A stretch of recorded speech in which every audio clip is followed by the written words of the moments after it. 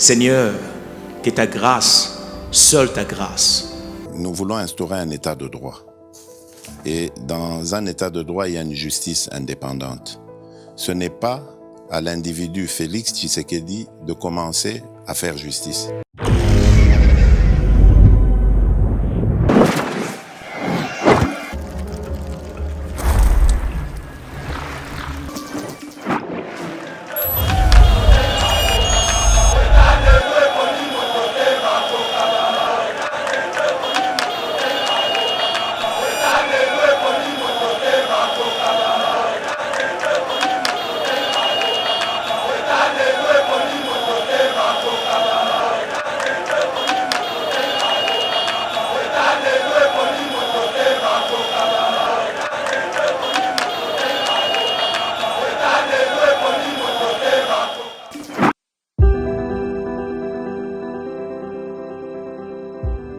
Olingi ou visiter Royaume-Uni, topé ofanda kana Royaume-Uni mais ozana posa ya ko voyager libanda.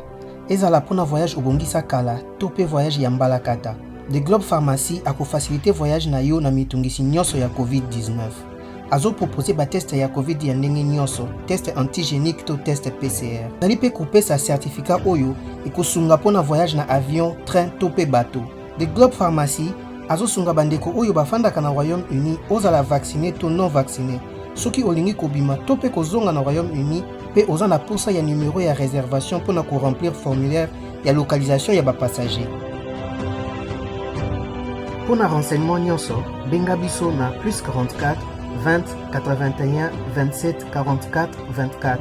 Topé na WhatsApp +44 74 05 81 41 70.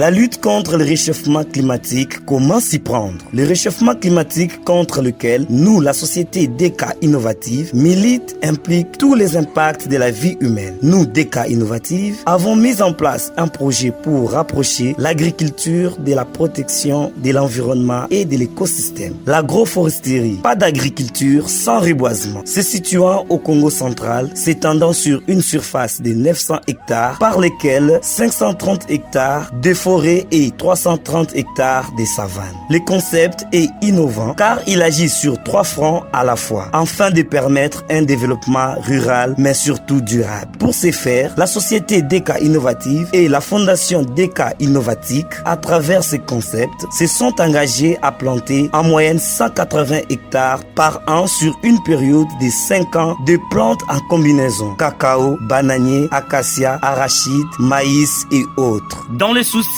d'accompagner la vision du chef de l'État Félix-Antoine Tshisekedi Tshilombo de planter d'ici 2023 plus d'1 million d'arbres. Plusieurs formations organisées par la société DK Innovative dans le milieu rural pour la sensibilisation de ces derniers, ainsi que plusieurs conférences scientifiques sur le réchauffement climatique. La société DK Innovative fait appel à tous les organismes nationaux et internationaux de lui tenir main forte afin de vaincre ensemble ces fléaux qui rongent toute la planète, qui est le réchauffement climatique.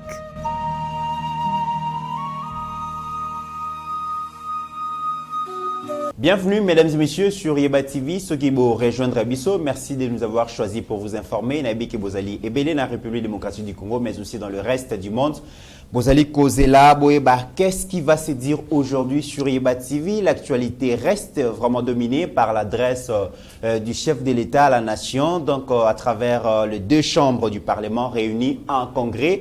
Et c'est la 3e fois que Mokonzi Mboka a s'adonné à exercice wana. Et vous voyez que Mokonzi Mboka vraiment discours sur l'état de la nation qui est très très attendu parce qu'il fallait Toyo Kaye sur la question il y a insécurité, question il y a corruption, question pardon il y a lutte contre la corruption, élection, justice, état des droits, gratuité de l'enseignement, Covid-19 et puis le social, les chefs de l'État finalement. Aïe a brossé vraiment le tableau dans le secteur Walanyonso. Alors Lilo, tu as commenté en na Pasteur Gili pour qu'est-ce qui s'est passé, qu'est-ce que le président dit, qu'est-ce qui s'est fait, qu'est-ce qui est en train de se faire et qu'est-ce qui se fera demain.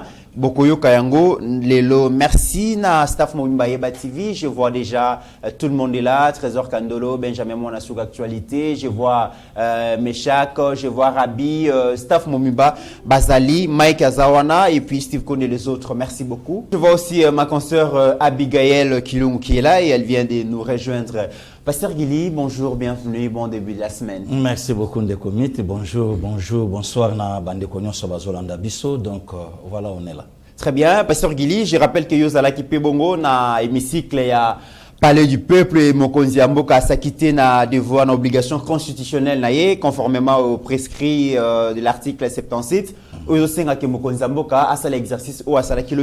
Alors c'est vrai que toko silisa nyon sauté il est là parce que Simon Mobimba et que vous allez toujours commentaire sur le discours et à chef de l'État. Alors toko zoa quelques secteurs où il y a lobby, toko zoa secteur il y a d'abord lutte contre la corruption, toko le bela makamba justice, toko le bela gratuité, toko le bela quelques points au Mokonzi Mboka. Alors, il y a Liboso sur le plan, il y a sécurité. Discours à Mokonzi Mboka et intervenir dans un contexte, il y a insécurité, où les Alibongo persister dans l'Est de la République démocratique du Congo. Et il y a un contexte où la République démocratique du Congo a pensé qu'on mutualisait fort dans pays voisins, Ouganda, pour neutraliser ADF ou s'aimer désolation, que ce soit dans Mboka Nabiso, que ce soit Libanda, mais aussi la présence il y a MONUSCO et le chef de l'État par rapport à adresse, est-ce qu'à convaincre le peuple congolais par rapport à ce secteur à sécurité? Bon, merci beaucoup. Je pense que lobby na laki nandeko na biso ya mwasi Abigail na kati ya parlement en fait na kata parler du peuple. Ouais. Bon, te mekai to sola ki yango. Na loba ki boye. Omoni makelele nyonso oyo bato bazotia. Ezala awa na mboka ndeko mit ezala libanda. Réponse na yango de Félix Antoine Tshisekedi Tshilombo, président de la République, chef de l'État. Donc makelele nyonso to lobaka wana to yebi yango te. Muto ayebi ba réponse nango. Muto ayebi pe makambo ngo malamu. Ye wana oto ke ndeki lobi to yo. La personne la mieux informée. Voilà, ndeko mit. Okay. Alors tant to komi, tant bato bazo parler pour na likambo sécurité. Bato bazo loba likambo ya état de siège. Et donc bato surtout bakanisa ke lokwa kopango ya état de siège. Les affaires à Fachi. Ah bon? Donc yem tayanam. On dirait Kopnae. Ouais, Kopnae. Donc bato belé tu vanda kaka boyo état de siège. Ah, tala bato IDP soana ilipso makabdo ba mona lokola Kopnae, a outi nango na parler, a yenango, a imposant mon mboka. Or c'est dans la constitution. Ouais. Alors c'était une façon il y a koluka moko ya ba solution de commit comment paix et kokota na est. Oyebi défaut moko et comme le na Congo même ate panabino pe bandeko na biso ba pandisango. Donc okomona mutu nyonso a commis spécialisé na tout. Na sport ali a obete mission pas na domaine na sport yemo donc ako corriger FIFA. OK. Au moni qualification PC RDC ninga na yebeli il fallait benenda zwango. OK. Wana congolais mto abeta tableau ko wana. Sobo ke na ye na masolo côté msabitika. Nana ebiango. Donc Fachine Nazawana a salika bon quoi calmer batu rien. Donc il pas tombe ici batu na ye. Or la bouche autorisée ne mutasangisa isko batu lobby pour aneka a expliquer ba monde comité. En fait situation il y a Congo, il y a insécurité pardon. Oui. Depuis comme chef de l'État à Lobaki Yango. Nako se censure le président de la République. Tango kime kokota na étendi nyonso ya mboka. Donc souci na ye même bande qu'on a vu sur est bazana kimia. OK. De comité baraka dimanche le 30 décembre 2018. Bande ko beni ba votate. Soki za la kafati lelo as la président de la République. Bongo alobake vu situation de l'est.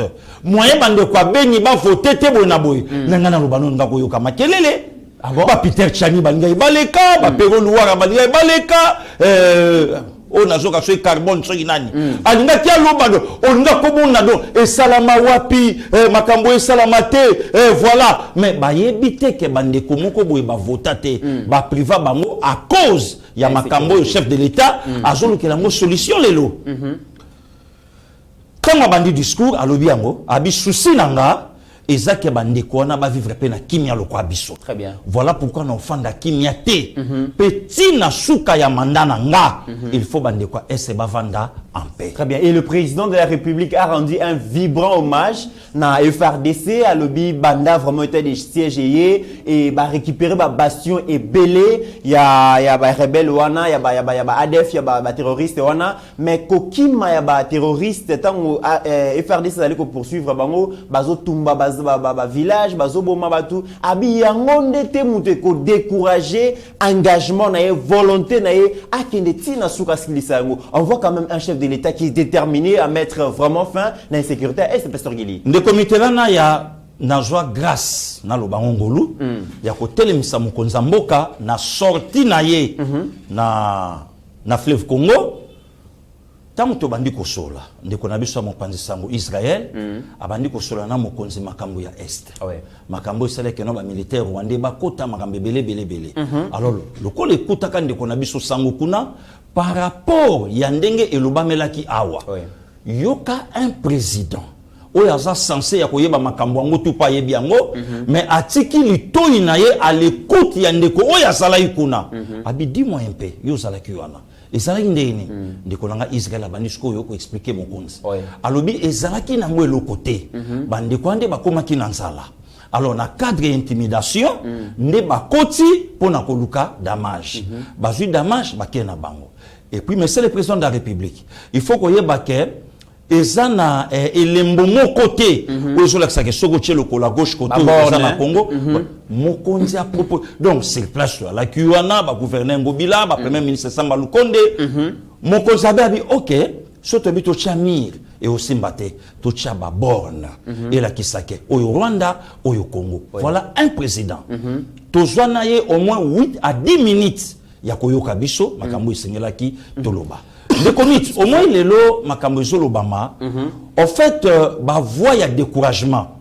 Et ça mingi par rapport il y a bateau baolo basolo. À reconnaître un mot Pasteur Guili. Campagne a dénigré Mezali Makasi et il appelle les Congolais à l'unisson. Badongolo miso apparemment pour na bango ba Congolais ba kufara rapo nyonso net ko ya na mutu ya mokonzi mboka. Mais le chef de l'État appelle à l'unisson le bito sangana tous à la uni pour te bouter ba ennemi wana d'ailleurs mais ba Congolais mususu bazo sepela ke bandeko ba kufana est pour écouer la président Félix. De commit na zo bisayo to sala rano be mission na plateau ebelé bandeko na so ba trésor Kandolo ba Benjamin Mwanasuka donc basala kango bandeko nanga bechole o lelo to souhaiter ba bon établissement baloba ngo à tout moment que un mon le Congo ndeko mit to sala na yo to loba na yo ke mokonza mboka alandaka biso yo kana pesa ndakisa moko oyebi lelo bandeko belé ba zongo lokola humour mais sa réalité diable yemoko promoteur ya mabe soka tali motema ya mabe o lelo congolais zo prôner même Satan lui-même a revendre abi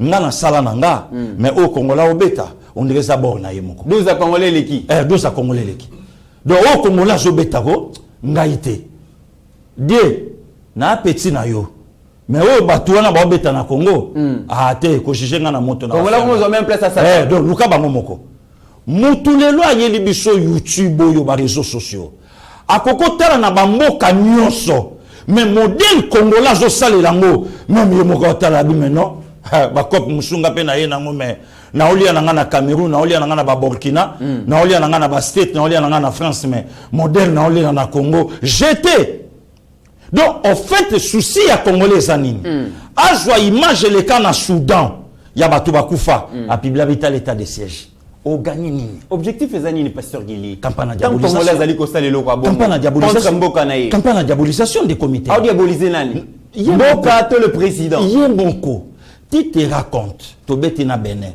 to alaki na makambo mike na kati o ezalaki na ngo gravité au moment que ba Congolais ba sangana ba yebisa FIFA bon nombre kutu ba Congolais ene ba bi l'exana au Benin on dirait na Qatar 2022 capitaine équipe nationale Fachi OK donc dossard numéro 5 donc le cas Fachi au bon la coupe du monde na Qatar premièrement doyem to la tabrassa abeta kutu te to sangango Fachi chef de l'État voilà vous comprenez donc dégué à monter mamabe ne komite mokonzi mboka akota stade asepela ya mamutala mokonzi mboka nenga zo sepela azo yamba donc il fallait Fachiko pona bango donc bien koti charisme gag Oui, président de la République a s'appelé le roi Bâtonnion sauté. Mais Macron à côté final France-Croatie, Bia Pogba. Macron a chemise à peine na cravate noire. Président Zonga Simazo Ganga. Il y a Macron problème. On est à France. Il y a Fachi. Allah ti varize kananzo te doit falloir varize à la blouse. On a tout dans les réseaux sociaux. Ok. On se comprend des comités, réseaux sociaux. Donc les lots souci à Mateza nini. Au moins même mataba makamba ba Covid on de comité na bisa au vérité. Ba mamba ba Covid. Les lots ceux qui mboka na biso et commis na mamba makambo belé lo pona kobima. Campagne de diabolisation sur la Covid. Donc Babylone comme sous même ito. Et comme il a été, mais du fait que Kolobela on a ninga mabe. Donc souci à Congolais ça à vendre image naie, o ya mboka naie na ndenge ya mabe. Voilà le président de la République. Aye kotala, alo bien bien. Oyo zo sangisa biso et l'équipe oyo ezo divisé. Voilà le président de la République qui ndaka plus loin. Abi non, j'ai remporté ba élection, mais n'attendre main na frère Nanga Martin Fayulu. Et nous ce qui s'est passé, c'est déjà passé. Il y a qu'à maintenant tout travailler pour la nation. Na koyate pour le beau connu sa salité. Mais des comités va gifler Macron na France. Oh bisogno sotozu ba image Joana. Ah des candles le monde qui en gotui. Ah Benjamin qui en gotui. Mais Marie Le Pen, son rival, atala baby non. Ba gifler un amité, Emmanuel T. Mais Mouto a giflé de France. Alors, tu l'as dit. Mais et pas Nabiso. Voilà, un président incompétent. Moi, je vais gifler. Il y a un peuple. Au coup, on a Congo. Très bien. Si quand on konzambo kalobe lokoana. Ne commit. Dans le but, on peut te vendre à lobby. Ok. Fatia a eu deuxième mandat. 10 ans à Otika pouvoir. Bon, tu venir maintenant fort Nabiso Nyonso. Tu Kotsango. Et permettre to yebandeni to na landi même na quelqu'un ya ensemble azo critiquer discours ya chef de l'état o ya lobi ya mokonza mboka andimi échec na ye mais échec ya Fachi échec ya Moïse Katumbi. OK. Parce que azo kabola gouvernement. Oui, à côté même d'un IDPS la kata masolo, IDPS ya zaka na 35 députés de comité là. Mais les lots batu belé ba yeba ka ministre a planté. Bayeba komona été Christian Monduntimba effectivement bayeba ka été le lotango diaspora zo fâché pour na likamba passeport patron y affaires étrangères bayeba ka té to kota na place sociale le lot est sous bayeba ka té voilà les chefs de l'état tango atali babilo kono bi maintenant on dirait bateau na zana bango bazo ba vision na ngate pour ba partager yango alors maintenant ce que souci à mon konzambo kesanini to vendre d'abord la nation. Très bien. Toyo kanato simba na to bongsambo kanabiso facha na manda kotika oya koya ako continuer est-ce que oya ça oyebi na so soutenir ndeko na ngai honorable Ntingi Pololo il faut ba loi et salama sur le cybercriminalité. OK. Ndeko mit oyaminga na plateau noto sa l'émission une jeune fille ya mboka nanga a vu vidéo na ye na téléphone a sali vidéo avimbisi matama na ye kwa lobake na lali na lamuki matama na ngezo vimba pona na sekaka mokonza mboka okuta na mboka ni oh dis-moi un peu Pasteur Gili même na respect alors nini nazo biso alali alamuki amoni matama na ngezo vimba na tuni nzambe nini ete pona finga ka fachi donc au fin ngezo pesa matama na santé non plaisanterie donc nga sa ngoshe parce que mutolo ba bloko wana moi jeune fille il y a moins de 25 ans Aolo Bango, na président de la République. Au coup de na Centrafrique et pas toi dira. Au coup de na Cameroun et pas Yadema. Invité, on a la liberté d'expression. Té, ce qu'on met qui dictature. On met qui sur Simbate. Donc au coup tango awa de Babilo Konyonso. Parce que Babilo Kowana un chef de l'État, tango Fandi Atali, ne commit na solo banayo ba président César na mona mboka. Mais président Safachi et lobisi et bimisi na bateau bazalakate na bateau bakoka kolobate ne comité là le lotong bazo critiquer état de siège le lotong bazo critiquer likambo ya armée ougandaise na biso mais est-ce que batu babosani 10 millions de morts bakufa na pouvoir il y a 18 ans. OK. Est-ce que batu bayebi yango remède nini oyo bayaka nango pour hémorragie wana et katana. Rien. Et On brûlait, on saccageait même le village. Bah 200 morts brûlés na katamboka na biso. Et Mokonzambo a répondre bien à lobby Makambu ya entré à bas soldats ougandais sur le sol congolais par les mains qui Zagi saisi hein.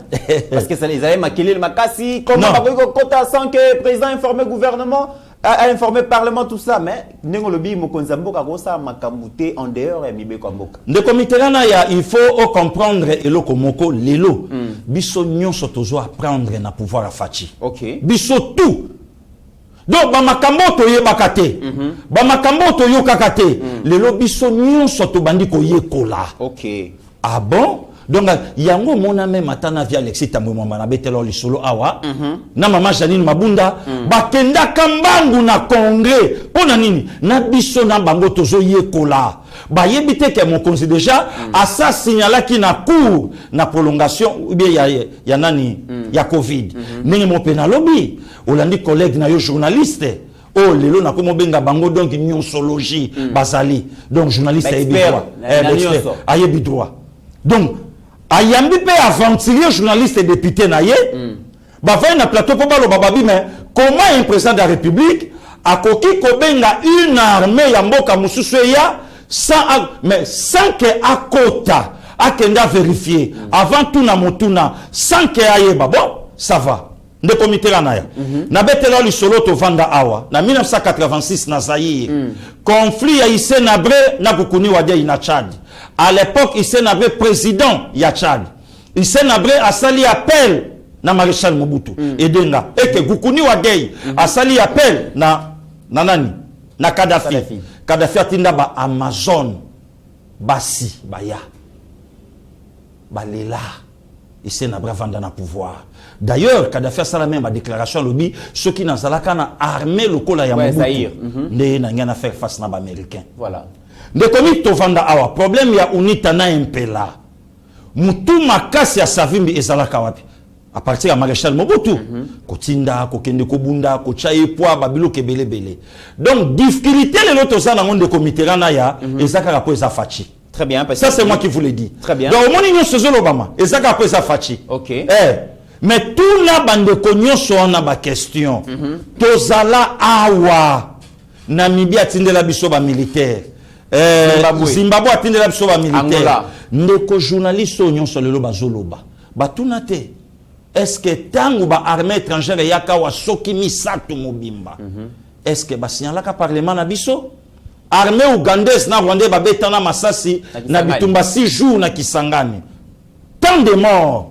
Est-ce que bandeko na batuna aujourd'hui nous avons un président où il y a 100% naturel. Donc ce cas na posa ya kolobeloko a olobango ndenge yango ezali. Je trouve bizarre lelo na ndeko nanga Seth Kikuni un commerçant vendeur ya bilamba et ça métier na yo akoma na mbongo na ye par rapport na yango. OK. Donc le kola Congo chance le kopamba donc mututo asala tout. Tel risque Congo na gaswa. Donc mutasala ka cop na bilamba na Venezuela apparemment akenda ko somba en Indonésie. Aye ache ba boutique na joteka manga comme chef de l'état apparemment ba commerçant ba lu que ba problème fort mais justement de commit donc nosologie donc aninga kota na cop asala epesa voilà très bien. Alors pasteur Gili deuxième sujet Mokonzamboka a s'adresser à l'obéli Makambu ya justice question épineuse telle que donc question liée à la problématique il y a lutte contre la corruption le biango impunité ou encore la justice et marmo justice batubane kozela mokonzi mingi parce que discours nae eye na contexte moko ya controverse lié na libération ya Willy Bakonga grâce présidentielle Tomoni Eteni Longondo Vital Kamerhe provisoire Vital Kamerhe tout ça on attendait les points de vue à chef de l'État par rapport à question là mais comme tout Congolais le chef de l'État n'est pas vraiment à 100% d'accord avec la justice, a exprimé regret naïe comme contre magistrat véreux, au basali ko boma ko bébé image de la justice, a saigné même na conseil supérieur de magistrature, va actionner, va faire fonctionner chambre disciplinaire pour sanctionner les magistrats sur le coup ya mabiwana et puis à lobby à ça la réforme courageuse pour que justice est à la vraiment car pour la non-entité mais pour la bâtir sur Pasteur Guili. Ndekomit, merci beaucoup. On a vraiment ezalaki point au batunion so banda kozela. OK. Oyebi ke biso na Eba TV to so quand même courage ya osabe mission mais bande ko mususu na ba chaîne musu ba kimaka pour ba éviter eloroni. Je t'ai dit. Les actualité qui misera bat musu na plateau émission. Ndekomit na lo banayo Pasteur Guili alongwa ki bokwala akomaki kamere. Oh, Guili kamere. Guili kamere. Donc batu ba zela kiye, batu ba fingi, batu ba lobby. Yo kasko Ndekomit. Nalimbele la batu mutuna oyo tuningai. Ndekomitera na betela ko lisolo to fandi awa. Batu babandi kolobake wana eza cop na bango kamere akokanga mate kamera osa eloko moko te eza vase escroquerie epenge oya changer maloba lobi paye mtalobaka eza vase escroquerie eza nango blague eza cop na bango bon andimi kaka zo rôle mo ya muibi mais mutuna ko libérer mais bobeke mutuna ye a libérer pourquoi on ne peut pas arrêter le directeur du cabinet du chef de l'État sans avis du président de la République lobi mokonza mboka a répondre na bato alobi na salaki en sorte que justice est la indépendante. Wana a répondre bato o ba finga ngana yo. Bato ba finga biso Yeba TV. Comment un magistrat suprême va libérer mutu sans que ya yeba. Voilà. Kaka bango pe bato baloba ki comment ba ko kanga directeur à cabinet ya chef de l'État sans que yemoko atekaye. Donc yem tateki eza cop na bango eza bale na bango mokonza mboka a répondre batouana. De deux Ndekomit. Makamu nyonso elekanaki awa na libération bato yo tangi ya eteni no baloba ki bon po eza IDPS. Omonité IDPS aboni pona kangama pour protéger membre na est-ce que tu as des droits ngo yango yo tout ça boina bobo na boyo. Ya Willy Bakonga et koya ya Vital Kamerhe ndenge moko. Ndeko Christian Bosembe nzamba pambole place azali a expliqué makambo ngo mais lobi mokonza mboka a utilisé phrase moko. A lobi il faut totia bato ba sengeli na bibonga o esengeli d'office a disqualifié. Ouais Ndekomit. Pasteur Guili. Ouais. Pour moi on s'est pela likamni. Mais Ndekomit. Ils ont ça laissé en makas. Ndekomit. Obanda ko ya mbandeko moko ya mwasi awa ya avocate na bombi kombo na ye. Atie na page na ye. Je remercie les avocats, les magistrats, bateau nyonso va contribuer à la libération de Vital Kamerhe. Tant on a talé, on a passé les qui n'ont pas de papanga supprimé tout le monde ami. Oh, ouais, bloqué tout le monde. Zikisio mutema. Oui, oui. Tala sikoyo contradiction. Joa Maloba, il y a corps juridique. Joa Maloba, il y a chef de l'État. Mokonza mboka lobi il faut tia muto ya sengeli na ibonga we sengeli elinge loba nini bato yo lobi ba critique ka justice que justice soit neza ya Kabila Félix a corrigé te le côté le justice c'est ça la ba bloko esali et comme quoi pas Félix otake bango non obimisi Vital ali obandisco koko c'est la justice makambo dans le niveau ya raisonnement ya congolais donc elinge loba ke ba erreur trop. Mais le cola un père de la famille a koki koluba ba makambu nyonso mbala moko boyete alobi o esengelaki a parlé quand même pepona IGF batu belé baloba ango batu balingi bakomisa Gilles Lingete procureur donc a constaté akangi a constaté akangi or non obédience na yeza atali likambo amoni ba fait asali banquette na ye a déposé ngo na ki de droit bango ndisko ba koye bandeni ba kolandela makambu ya mutona do pona ye asuki wana azongi lisusu na musala pona koluka batu mususu donc Ndekomit na oloba na yo Fachi c'est un Congolais pas de père et de mère mais Fatima c'est un Congolais oyo ayebi Congo pe ayebi ndenge ba Congolais ba rezonaka ayebi ndenge ba Congolais ba fonctionnaka yango moni même lobby attitude na ya koloba o sentir ka loba maloko a Congolais mais pasteur Guili problème moko par rapport à justice na ngito fanda moi mukiwana parce que justice zali pouvoir we kangaka pouvoir yango ne ba lobby justice nde tombola ka bongo ekolo pasteur Guili ba lobby na mona ba discussion mususu Laurent Désiré a bengana ka ba magistrat ebele belé Kabila pe le fils a bengana ka pe ba magistrat belé abi mais président de la République na koyo kayeta ngazo se plaindre par rapport ya comportement malveillant ya ba magistrat ba lobi mo konzazo se plaindre quand même alors que akoki ko zwa décision comme magistrat suprême ko bengana ba magistrat wana nyonso mais azolo ba c'est comme si mo konzazali kolela alors que chef allait la rater pasteur Gili. Bon, de comité là il faut comprendre que boza musa munene ya ko expliquer biso makambo biso to yebite. Pouvoir à Laurent Désiré na Joseph Kabila ezandingi motena o fachazui. Ah bon? Ouais. Les loso meki ko yebisa batoke mo konzambo kazana difficulté, azana impossibilité ya ko limoger premier ministre. Bato bakoya babi mais comment ye magistrat suprême abakula ekamba mokabwa kaye libanda ba kene na contexte wana pourquoi nous avons un président où yazana pouvoir mais ala qui na problème ya majorité. Oui. Olandi peut quand même donc atabande comme sous balobi babi mais comment mon konzambo kaolela tandis que yem tasaibo antasalibo oh tanga otolo balikambo ya pilotage. Oui. À parler inango abi ba projet zali ba idée zali mais manque ya ba animateur o lelo ba koki ba ceux qui ngana laki na place à Sama Lukonde lelo fallait na kota démission nanga. Oui, pourquoi de commit ba tu ba yebite que projet a élaboré na parlement et ils a chapeauté par le premier ministre. Bon, ce qui le chef de l'État à l'Obindengouana, c'est que acquisé déjà premier ministre na incompétence na ye. Voilà. Oyo ozo koka kokota na kati ya vision na ngai tenenge o yango et sengeli Très bien. Moi za social na bomelo ba question malamu po question liée na social les télémisaki Assemblée nationale et télémisaki bation solobi torobeta li solo nango.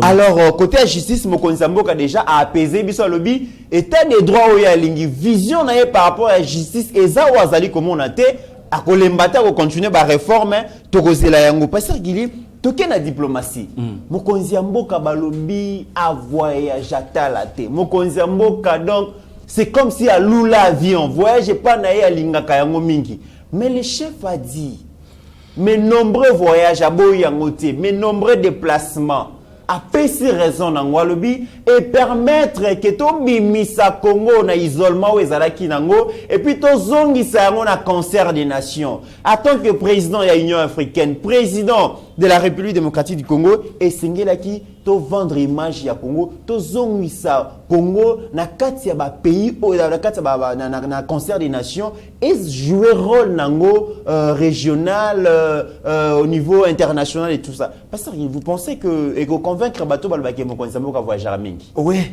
ya mo moni même makele sur les réseaux sociaux makele sili bazangelo kwa koloba na lobi na yo ke facha yo kaka biso pe facha yo kaka peuple nde comiteran Martin Fayulu bandi ko ganga likambo ya coalition panza yango kapwana na bango facha yo quand même na Martin Fayulu apanza coalition Martin Fayulu ke na ngambu oyo ya banda ko yebisa fachike ngambu wana eza mabe nde mo pena lelo nde comiteran na ya to vanda tozwa histoire géographie non tozwa géographie 4e primaire sur les 9 pays limitrophes.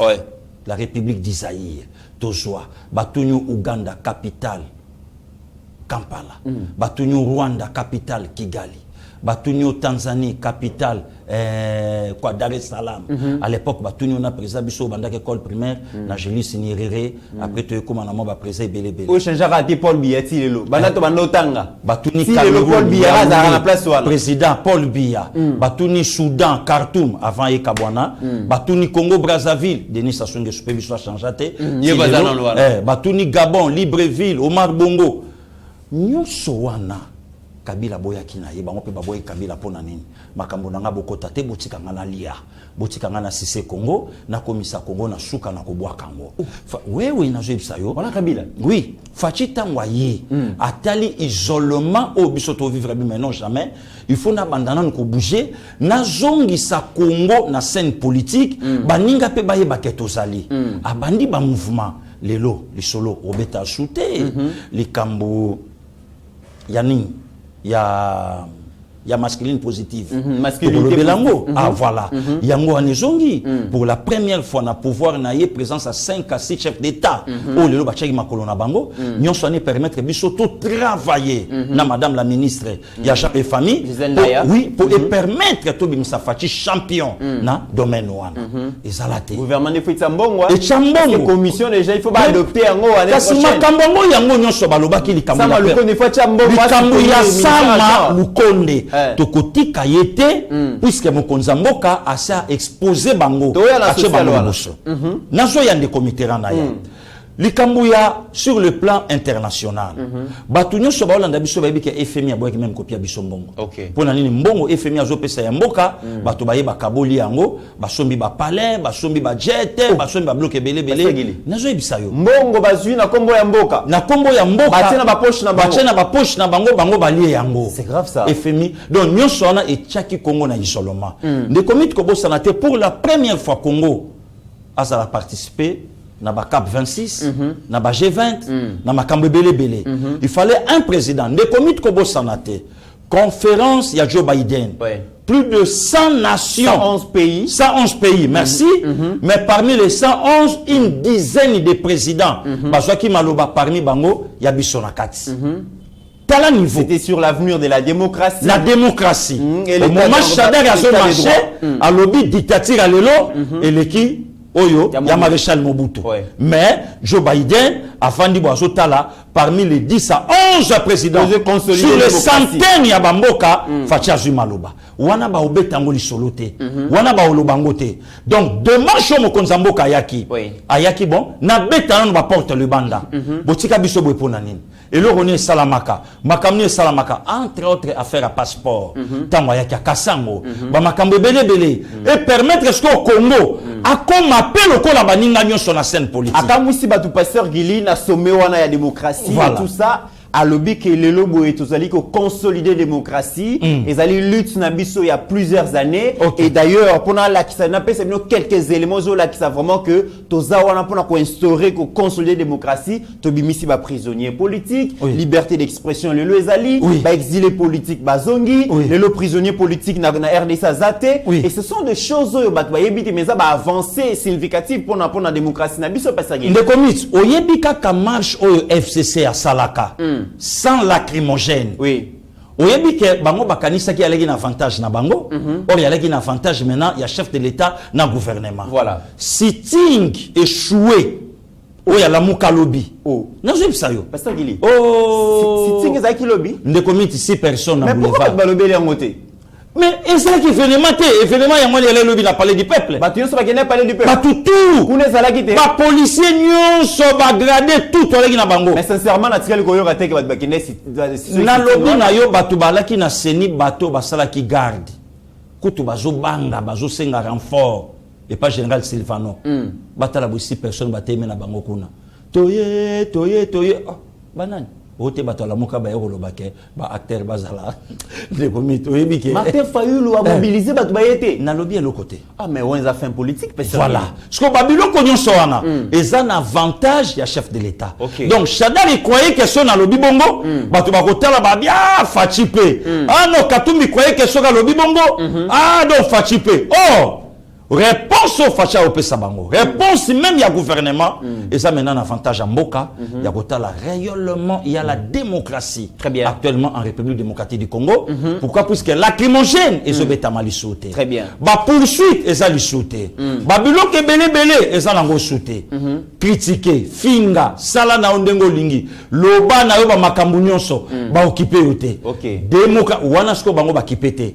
Mais libération ya mutu. Na makambo yango salamaki wana ndesko ba fingi état de droit mais oya bango état de droit ça nan démocratie ça donc c'est comme ça de commit au moni lelo difficulté to komi nango de même ata ya nanga docteur Maëla Lobaka alobi leader difficulté lelo to sanango na Congo batu ba yebitu na Congo batu ba yebi nyonso ba nyosologue de commit to sala ngana yo na Soudaf Jacob Zuma bakatelaki 15 mois.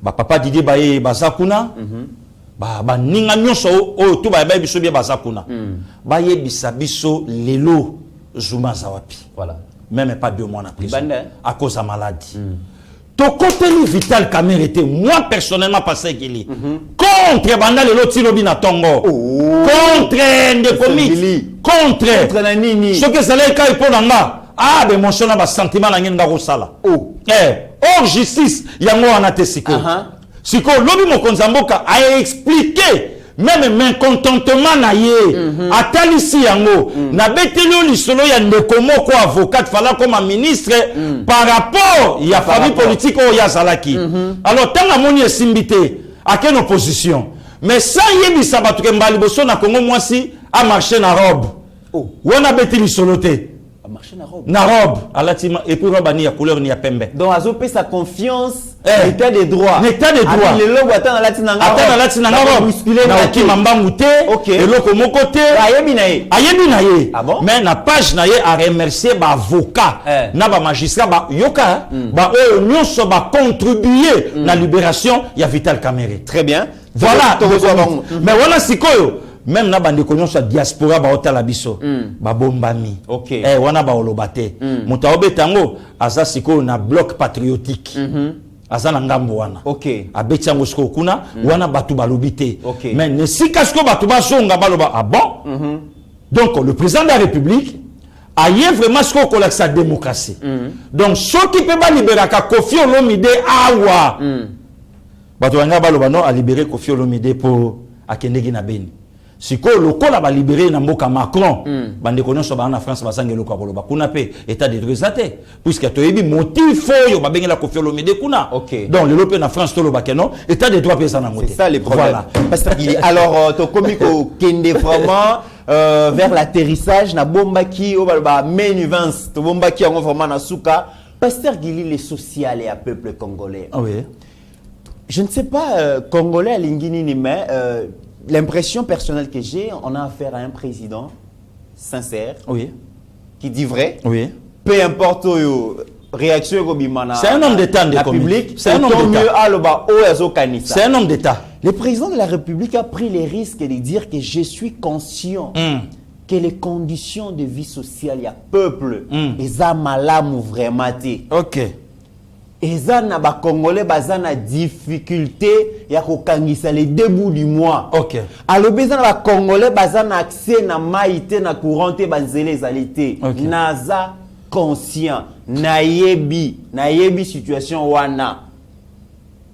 Alobi yango azosenga na gouvernement ba accélérer ba action impact visible pour qu'on résoudre problème wana. Pasteur Gili Mokonzabi ayebi situation ya peuple. Mais à sengi na gouvernement ba activer ça malukonde na batu na yo boyebi si bisonini ndeko Mitterrand ya merci beaucoup l'obitan mokonza mboka abeti yango pona yebisa batu que c'est pas la première fois dans les années 92 1992 gouverneur a vu les alaka un militaire général amiral Baliwangate non Amela Lokima Bahati. Alaka officier. Maréchal Mobutu Bengi biso na esplanade a parlé du peuple, aya a parlé sur l'état de la nation. Makambo na oloba.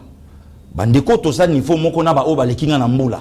Bakozala d'accord, ba fandaki na mama Bobi, alati ya bako saliputana échappe à un père.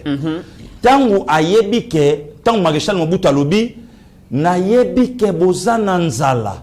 Batu nyonso balaka na esplanade ba andi oganga Maréchal Mobutu ayebisi gouverneur Amela Lukima na Lingala alobi na tumboli bango na Lukima kambo image waneza makambo na oloba bato ba yebi makambo na lobi bazana image nango ba oloba keno passer Gili lobi vrai.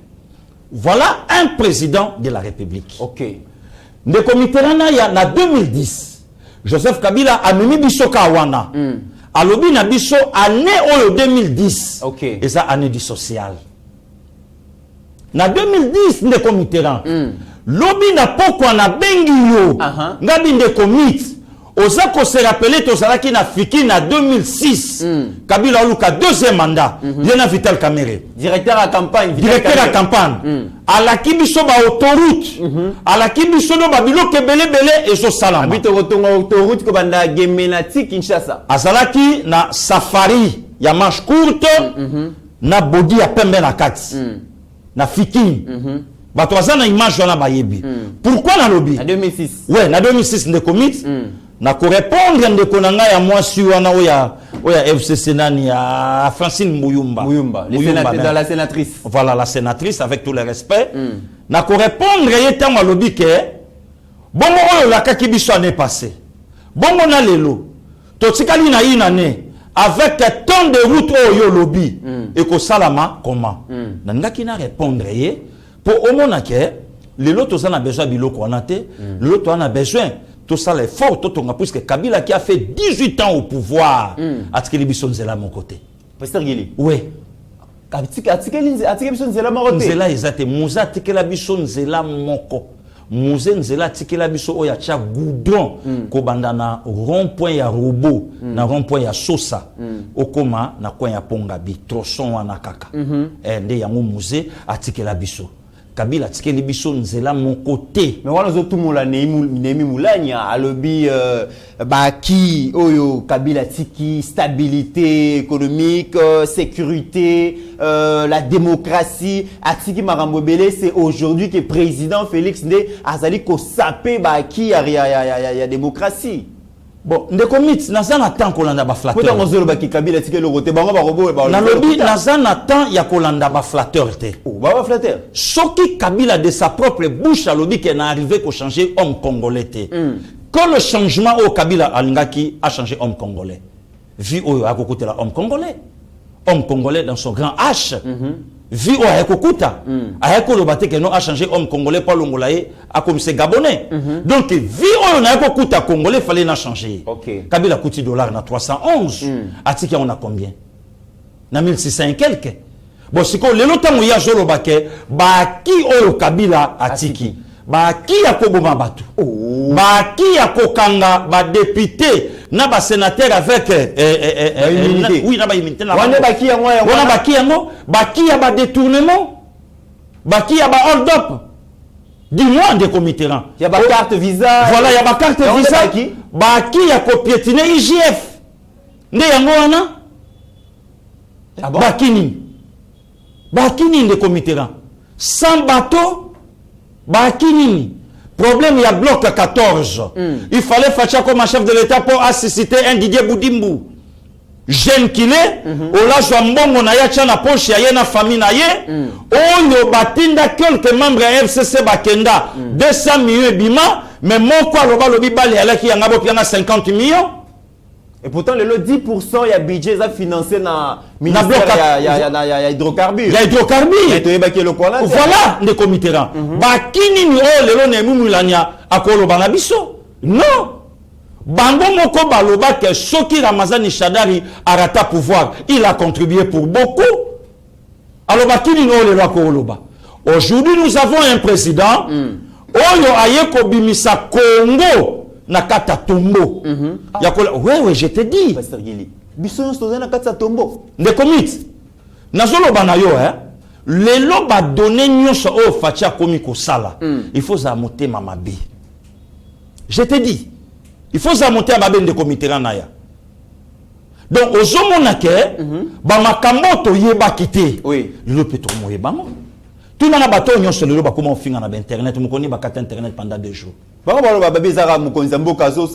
Abi discours FCC balobi discours wana c'est comme si toza liboso ya candidat ya campagne présidentielle toza devant muto azali ko gérer président Félix azali ko sala discours lokola yi muto aza candidat ba promesse belé mais réalisation mke Pasteur Gili. Bon c'est normal de comité puisque bavanda ki na muto a calculer ka bangote bavanda ki na muto parler ki na difficulté ya ko s'adresser devant la nation. Parfois, makamba kolobe ya la quitté, ou bien na yebi pe kolobate comment lelo na koki na convaincre le peuple. Ça c'est un. Oui. Ne komit oyebi ko joa Congo na biso. Oh il y a même pas 5 ans. Bauti ko boma 2 journalistes étrangers na katamboka na biso. Lelo ko joa Congo wana ko zongi sango et pas bapaya. Et za blagité. Ne komitera oyebi ke lelo ko zala na un président. Oh, le président, il y a États-Unis d'Amérique. Et c'est quand Marie Cécile Okito Bayali, et c'est quand couple rock Bayali, papa Jipika Bazali. président États-Unis azokanga président africain na loboko lokwa camarade na ye. Mais nous étions humiliés, Congo azala humilié awa na palais du peuple, une poignée de main trop froide. Mokonzi mboka France azo saluer président Congo na kati ya mboka na ye même pas 4 secondes. A ignoré. Hein? Président de la République azo loba, président France azo koma. A dit mais ça c'est quel le pays? A se désintéresser. Mouto yazo détruire bino, mouto ya botoli bino nyoso. Pele la zolo ba bino pe bo betele maboko. Banemi bala ki à l'époque. Mais lelo mokonzi mboka apesi maloba na kolo pouvoir peuple. Ayebisi pe peuple a telemi abilongo la bango. Ndekomit toto mona exemple. La distinguée première dame avec tout le respect. Akeki sangani na DG Yasnel. Mama lobi déjà suis maloba batu bando loba keno. Longwa tout ça boyna boye. Et après maman tanga ju maloba 4 mois après courant yangona mokonzi mboka loba ki yangolobi. Voilà ndeko c'est bon ça encore pasteur Guillemet to ke neto zonga tamba balobi ke mais yetanga zali koloba ke social a peuple ezali malamu te naza conscient nango alors que yemta président kabongo conseil des ministres mokonzi mboka zali visionnaire. Azope sa vision, azope sa orientation, bazali ko exécuter, ko mettre vision ya mokonzi mboka en scène, hein, ko réaliser ngo ezali ba membre du gouvernement. Pasteur Gili to qui ne peut d'abord le membre du gouvernement wana Pasteur Gili. Nous avons un gouvernement de 57, je pense membres. Mais bato bazali ko aider président Félix. Bato bazali ko tombola maboko na pour kitate atombola Congo ki ne liboso. À peine une dizaine, Pasteur Guilly. Le comité là, les losoko yebisi bato, hein. Batangela yo Congo ya ba ministre oyo bazo yokana lelo na gouvernement. Baza setite. Ils sont où? Baza setite. Okotanga Nicolas Kazadi. Très bien. Okotanga Maître Tony Mwaba. Très bien. Okotanga Aimé Bodji. Très bien. Okotanga Didier Boudimbo. Très bien. Okotanga Maman Gisèle Ndaya, très bien. Okotanga Mami Rose Mutombo, très bien. Jean-Lucien Boussa, l'excellent ministre. D'ailleurs, ma camne peut tout à l'heure là. Okotanga Ye, très bien. Mais où sont les autres? Il y a plein. Va constituer charge, Pasteur Guilly. Équipe, il y a 11 personnes. Il y a 3 humains. Dans terrain, 4 personnes. Voilà pourquoi moi, Pasteur Guilly. Nazo réagir par rapport à discours à chef de l'État lobby, il y a koye bisaye à remanier gouvernement. S'il faut donner la primature na maman Ève, aujourd'hui je suis d'accord. Ah bon? Un président, na lobby un premier ministre a bien rabattu ba vieux vieux Mitterrand. Non! Premier ministre na bien vieux. Mais on est chef à gouvernement. Na vieux. Ah, ndeko mit. Parce que le lobby ni comme moment na qui vient. Non, na bien mutu vieux. Ah, ndeko mit. Lisolo na yoka Kabila beta tata moko mbate po benga mon fils hein. Premier ministre ko benga mutu viete. Aza chef à gouvernement. Aza na bokonzi ya mboka. Bénédiction ya chef de l'État. Voilà. Hein? Ah benga vie. Premier ministre cause te comme un prêtre. Oh, Pasteur Guilly. Donc premier ministre face à la tala. Obonga maman Evoana. Ba David Mukebawana. Makambu mama F bazayi basali Pasteur Guilly. Lokola ezali malamu eza pona ezo répondre la vision mokonza monga mutu akolobela ngo azate. Mama F bazayi ngisi ba membre ya gouvernement. Ya bureau, ya cabinet na ye. Pona magui. Mais ça le matin Pasteur Guilly. Na lobby na yo. En tout cas, na lobby na yo. En tout cas, il y a na lobby mokonza mboka à cause de primature à PC. Donc, directeur à cause du ministère de l'Intérieur, après Sengotomi Mwaba. Voilà, Nekomit. Ah bon? Comme ça, tous les autres dehors. Puisque les régions au Salaka, mon copiso va tout renverser, bureau à Janine Mabunda. Donc, bisoto vanda rato Zelaka, yosa ministre, pour yom to renverser, bureau à Mabunda. Bisoto vanda rato Zelaka, bisoto va to renverser, bureau à Mabunda. Zéro, mi collège, allez, dehors. Oh, ouais. Parce que affaires étrangères, allez, mon konzambo a changé. Oui, mais tant public ezolo ba bengana bango namoni mukwanto mola zolia minu ne komit wana na mutema zolo ba boyo na peuple azolo ba na lobi na yo président de la République a co-cité atangi bisika banzela et salami bandeko wana o pe basana ba kwen wana bayoki même awana kisenso basale loko mo ya mai et na lemba imbo je pense voilà lemba imbo wana ebetama lisolo te eyokana te elobama te.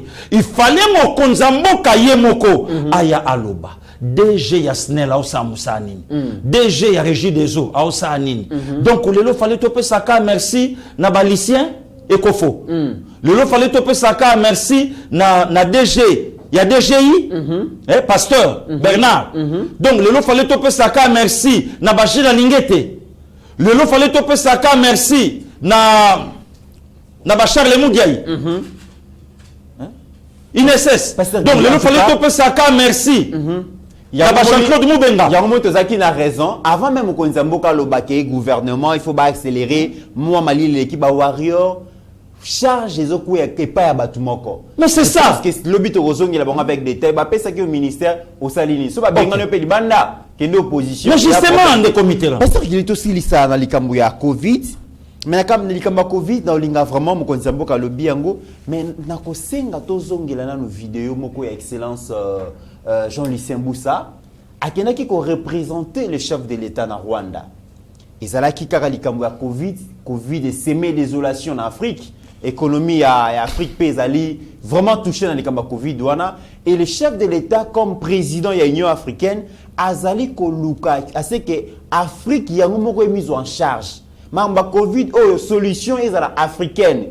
A lobby déjà tu quand même lobby mo konsamboka lobby par rapport à Covid, mana Covid et salami na busa c'est ba kisi oyo za biso mo ba congolais to sali yango.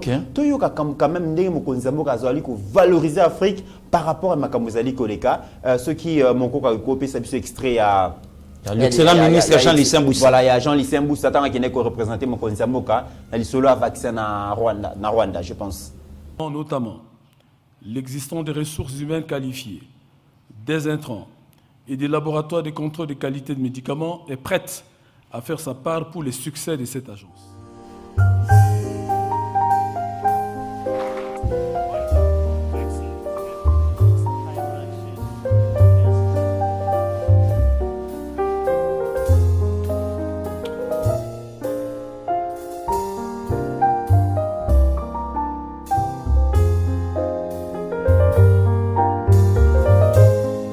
Africaine est dans l'union de ses forces.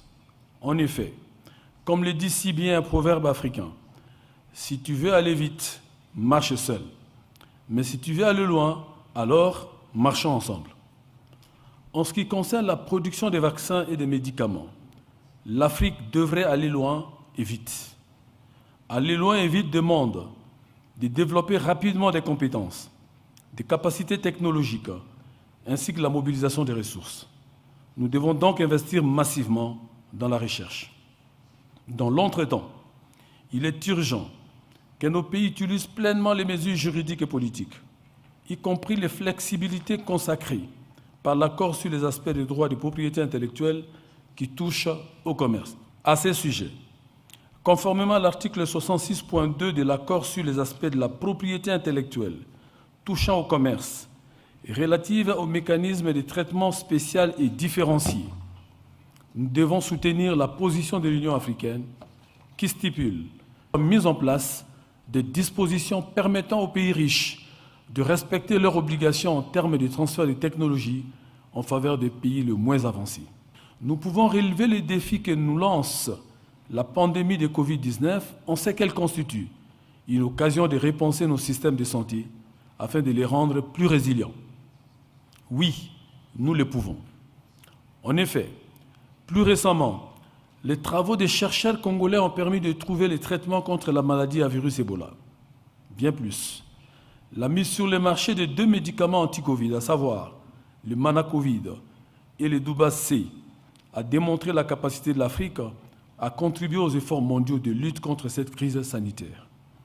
Il est donc impératif que cet élan se poursuive et que nos forces soient mutualisées en vue de résorber la crise née de la pandémie de Covid-19 et nous projeter vers le développement durable.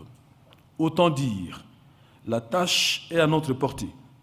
L'agenda 2063 envisage une Union africaine audacieuse, confiante et efficace, capable... Pasteur Guili, Jean-Lucien Mboussa, c'est vrai que Batoumi Bazali Kolombe l'a été, mais le chef de l'État a commissionné plus de 3 fois déjà un excellent ministre, commerce extérieur, ils ont subi révolution. Ils ont subi changement, ils ont subi transformation parce qu'on a affaire à un manager, quelqu'un qui maîtrise son secteur, a travaillé pour que Congo Keneliboso, on n'a pas intervention. Non, des commits, dans le photo sa valeur et loco. Voilà pourquoi même lobby le président de la République. Alors Bakiamo a clair. Il faut mettre l'homme qu'il faut à la place qu'il faut. Donc des bons résultats. Voilà des bons résultats. Entre autres, Bachan Lycée Boussa. Asa ministre il y a commerce extérieur. Donc azo vendre produits il y a Congo, Libanda, pe azo zo ya Libanda, azo ya Nango. Je crois que lobby après lobby tu parler makambo ou Islam na Durban et puis na Dubaï. Mais na image bato ba total. Le chef a mandaté na Kigali a kende a représenter a parler pour na makambo il y a pandémie. Alors les lois pour mon konzamboka na domaine à Covid atindi kayo kende loba il faut ça na ba niveau ya ba Jean Lycée. Il n'est pas n'importe qui. Au moins tant de fois ministre. Donc grand routier les lots na kata politique. Au moins actuellement des comités, il faut tout valoriser. Bato yo bandimi vision ya chef de l'État sans bazala ba membre ya IDPS parti naïe. Voilà. Et ça même bazala aussi ya tribune ya Kasai. Cela n'empêche pas qu'un Kassaïen a soutenir le chef de l'État et ça la ministre et ça la boy. Mais ba valeur ya ba Jean Lycée Mboussa. Kota la parcours politique naïe. Kota la témoignage naïe. Et le chef de l'État j'ai confiance à Pessi. C'est quelqu'un de très intelligent mais il parle peu mais travaille plus. C'est ça. Travail le lobby sopé au sein de la ministre. Ne si ka kombo na yo ebima bimisa kombo ministre. Amener ba réforme ebélé na ebélé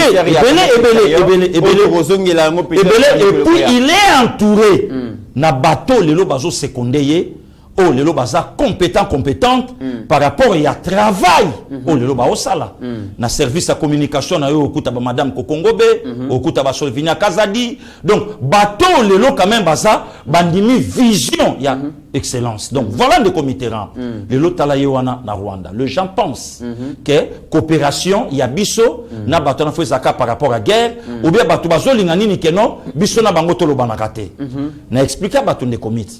Premier voyage à chef de l'État na Kigali.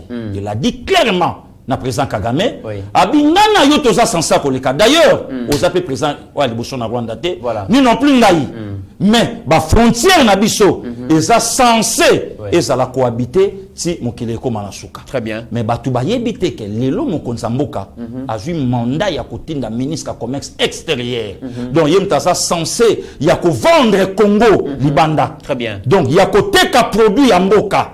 Donc copie na yango wana. Mokonzabi bon maintenant très bien. Kende kuna représenter nga parler et tala mutu ya mutu nenge soloba. Tala ministère mobima nenge soloba na place ya la personne ya Jean Lycée Mboussa. Très bien pasteur Gili likambo ya Covid oyo donc excellence Jean Lycée Mboussa lo biango volonté souci à mon konzambo kezali ke ba africain ba produire vaccin bango moko ko pesa confiance ceux qui ba africain bazo ba vaccin te ba la confiance na ngote toyo ka ba rimer ndenge le kaka mais ceux qui vaccin wana e wuti na ba africain bango moko je pense que toko zala vacciner et belé to résoudre problème wana nous avons des scientifiques congolais au bakoyi ko sala musala wana to moni peke na Congo to bimisi bon kisi ya Covid-19 mana Covid et sauver belé to moni pe Ebola donc ba kisi ya ils ont traité Ebola efficacement ils ont certifié na UNICEF et utaki bongo pendant OMS pardon et utaki bongo na ba congolais et les africains peuvent faire mieux yango mokonzambo tant que président Union africaine azali ko senga ke ba scientifique africain ba bunda pour que bango moko bazo Afrique na charge par rapport à dossier wana pasteur qu'il est comme vraiment na suka ya émission na biso na zongi solo maloba pona ko clôturer de comité merci aussi na bandeko nyonso balandi biso merci na monsieur le président de la République na maloba oyo et faire taire même ata bandeko réseaux sociaux et faire taire même quand en divers les lo bazangi et loko ya koloba donc nzambe abatela ye mbule zoko manasuka nzamba batela la distinguée première dame heureux anniversaire la grande dame Afi Musungai donc jour pour jour mama Akoli nzambe abatela nzambe apesa mikolebele na senamoi donc on est toujours ensemble donc Mbotama et l'amour Afi Moussongai. Merci beaucoup de comité. Merci beaucoup Pasteur Gili, merci Nabino Nyonso Oyobo Landaki Biso émission Lelo, merci particulièrement na Floringoma, merci na maman Beni Kabouya, merci beaucoup na maman Thérèse Moussouamba. Mesdames et messieurs, au-delà de nos divergences d'opinion, la RDC reste plus grande que la somme de nos ambitions individuelles. En attendant, portez-vous bien car chaque jour est une vie. Ok. Seigneur, que ta grâce, seule ta grâce, Nous voulons instaurer un état de droit. Et dans un état de droit, il y a une justice indépendante. Ce n'est pas à l'individu Félix Tshisekedi de commencer à faire justice.